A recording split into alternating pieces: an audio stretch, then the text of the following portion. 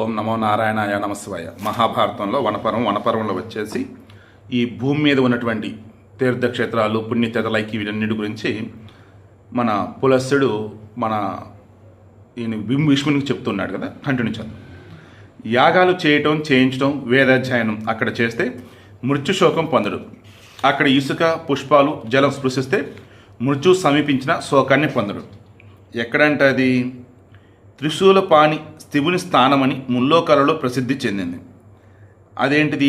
దేవికా తీర్థం. దేవికా తీర్థం అన్నది సాక్షాత్తు ఆ శివుని యొక్క స్థానమని ముల్లోకాలలో ప్రసిద్ధి చెందింది. ఇది శివుని యొక్క కామతీర్థం అని కూడా ఉంది. అక్కడ స్నానమాచరించిన నరుడు శీఘ్రంగా సిద్ధిని పొందుతాడు. సో దేవికా తీర్థం, ఆ తర్వాత కామతీర్థం అన్నట్టు. ఇక అక్కడి నుంచి మళ్ళా 5 యోజనాల పొడుగు 60 యోజన వెడల్పు గల పవిత్ర వేదిక ఉంది. అది దేవతలచే మునులచే సేంపబడుతుంది. క్రమంగా దీర్ఘసత్ర తీర్థానికి చేరాలి. అక్కడ బ్రహ్మ, దేవతలు, సిద్ధులు, ఋషులు ఉంటారు. వారు నియమాలతో దీక్షితులై సత్రయాగాన్ని ఆచరిస్తున్నారు.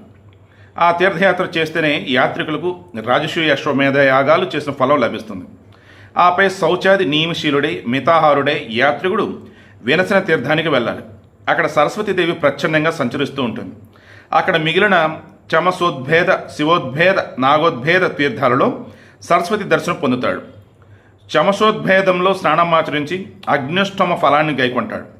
నరుడు శివోద్భేదంలో స్నానం చేసి గో సహస్రదాన ఫలాన్ని, నాగోద్భేదంలో స్నానమాచరించి నాగలోకాన్ని పొందుతాడు.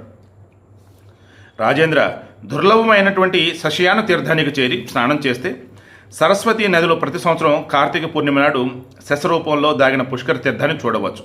శశం అంటే కుందేలు. ఇక అక్కడ స్నానమాచరించి చంద్రుని కాంతి వంటి కాంతిని పొందుతాడు. దానివలన సహస్ర గోదాన ఫలం లభిస్తుంది. మితాహారి అయి కుమారకోటి తీర్థాన్ని చేరి స్నానం చేసి పితరులను దేవతలను ఆసక్తితో అర్చించాలి. ఇట్లు చేసిన మానవుడు 10,000 గోవులను దానమిచ్చినట్లే కులాన్ని ఉద్ధరించిన వాడు అవుతాడు. అక్కడి నుంచి ఏకాగ్ర చిత్తంతో రుద్రకోటి తీర్థానికి పోయి అక్కడ విశేషాలను చూడాలి. పూర్వకాలాన 1,00,00,000 మంది ఋషులు అక్కడకు రుద్ర దర్శనానికే వచ్చారు. వారందరూ కూడా నేను ముందు అంటూ వృషభధ్వజుని దర్శనానికి వచ్చారు.